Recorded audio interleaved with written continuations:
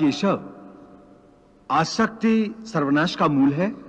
हाँ अर्जुन, इसलिए तो मैं तुम्हें निरासक्त होने को कह रहा हूं, स्थित प्रज्ञ होने को कह रहा हूं, क्योंकि स्थित प्रज्ञ की स्थिति निष्काम कर्मयोग की चरमावस्था है। हे केशव, कृपया स्थित प्रज्ञ का कोई स्पष्ट उदाहरण देकर समझाओ। हे अर्जुन, विशाल और अथाह सागर का स्वभाव स्थित प्रज्ञ मनुष्य की भांति ही होता है। नदी में यदि अधिक पानी आ जाए तो उस नदी में बाढ़ आ जाती है। उसकी तूफानी लहरें किनारों को तोड़कर चारों ओर तबाही मचा देती है। यह हाल एक क्षुद्र मन वाले व्यक्ति का होता है। थोड़ा सा धन, थोड़ी सी सफलता उसे हजम नहीं होती, और धन और सफलता के नशे में चूर वो मर्यादाएं तोड़कर एक ओछे इंसान की तरह हरकतें करने लगता है। हे अर्जुन, जो भोग विलास का भक्त होता है वो परमात्मा का भक्त कैसे हो सकता है? ऐसे मनुष्य जो बाहर से भक्ति का प्रदर्शन करते हैं परंतु मन से विषयों के चिंतन और उनकी आसक्ति में लीन रहते हैं, वो भक्ति का केवल ढोंग करते हैं।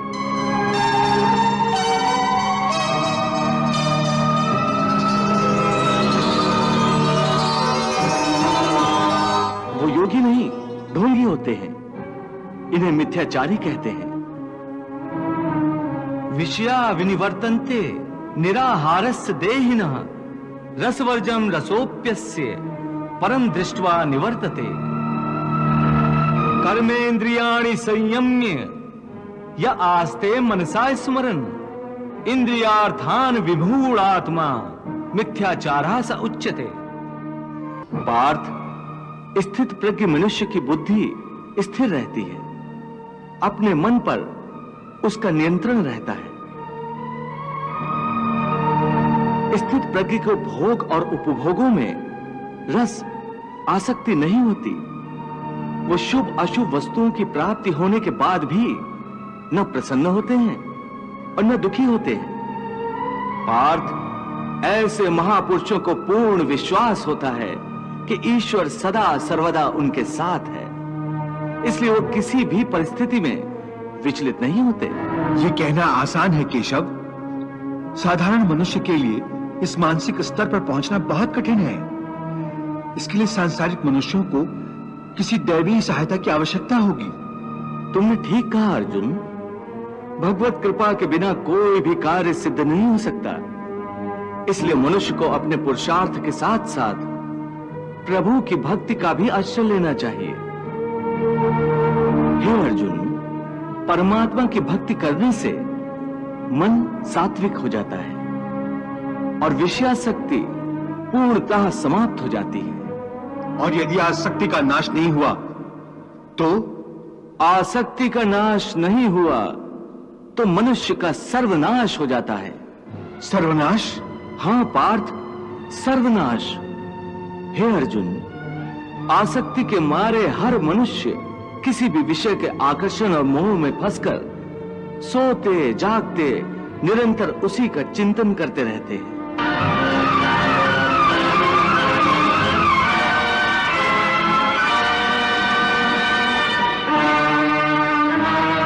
जैसे कोई मनुष्य किसी सुंदर स्त्री के प्रेम में पड़ जाता है, जो जागते हुए उसी की कल्पना और सोते में उसी के सपने देखता है। इस प्रकार निरंतर चिंतन से आसक्ति की नींव पर काम की भावना उभरने लगती है।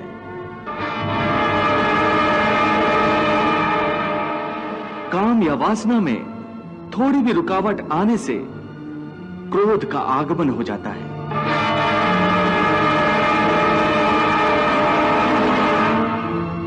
जहां क्रोध है वहां सम्मोह अथवा अविचार अथवा अविवेक भी है।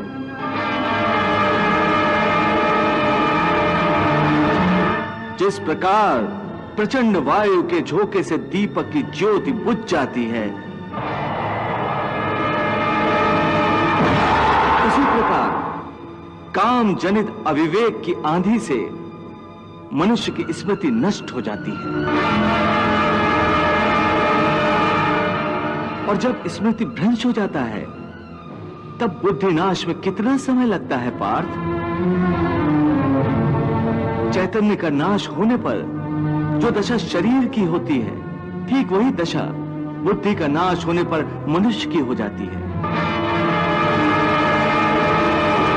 बुद्धि नाश के कारण मनुष्य का भी सर्वनाश होता है।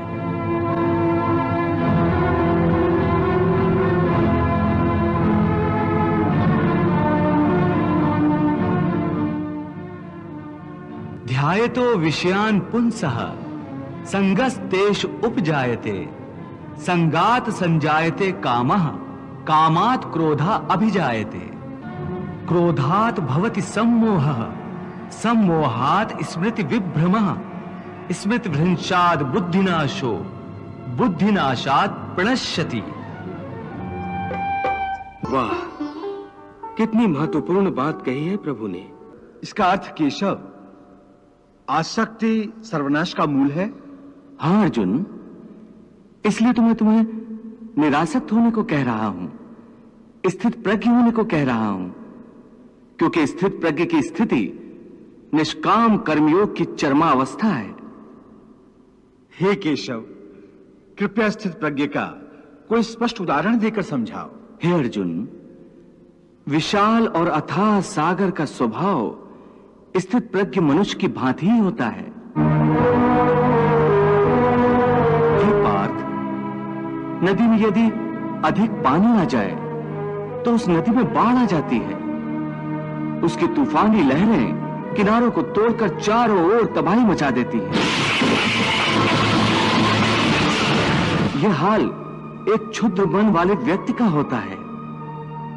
थोड़ा सा धन, थोड़ी सी सफलता उसे हजम नहीं होती, और धन और सफलता के नशे में चूर वो मर्यादाएं तोड़कर एक ओछे इंसान की तरह हरकतें करने लगता है।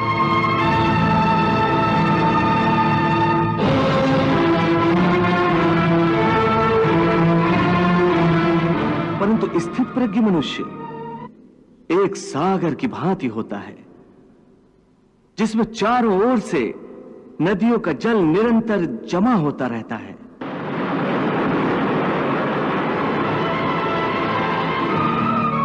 परंतु सागर उसी प्रकार शांत रहता है। नदियों का जल उसकी गहराई में गुम हो जाता है, और सागर कभी अपने किनारे नहीं तोड़ता। उसके अंदर जल का स्तर वही रहता है। यही स्थित प्रज्ञ की अवस्था होती है। इसी तरह सब प्रकार के भोग स्थित प्रज्ञ मनुष्य में किसी भी प्रकार का विकार उत्पन्न करने में असमर्थ होकर उसी में समा जाते हैं। अर्थात स्थित प्रज्ञ मनुष्य समस्त भोगों का उपभोग करते हुए भी आसक्ति से मुक्त रहते हैं। पार्थ, ऐसे स्थित प्रज्ञ को परम शांति प्राप्त होती है। ऐसे स्थित प्रज्ञ मनुष्य ही जगत का कल्याण करते हैं, लोक कल्याण करते हैं।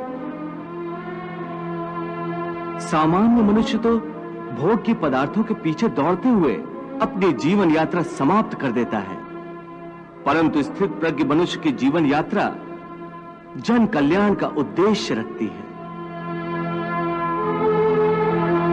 पार्थ, सामान्य मनुष्य रात्रि का अंधकार होने पर सो जाता है तथा सूर्योदय होने पर जाग जाता है, परंतु योगी की दृष्टि में देह का सोना जागना महत्वपूर्ण नहीं है। कर्मयोगी ज्ञान के प्रकाश को दिन तथा अज्ञान के अंधकार को ही रात मानता है। पार्थ, विषयों के बारे में अज्ञान रात्रि के अंधकार के समान है। संसारी मनुष्यों की रात्रि के समय अज्ञानी नाशवान सांसारिक सुख उपभोगों में व्यस्त रहते हैं।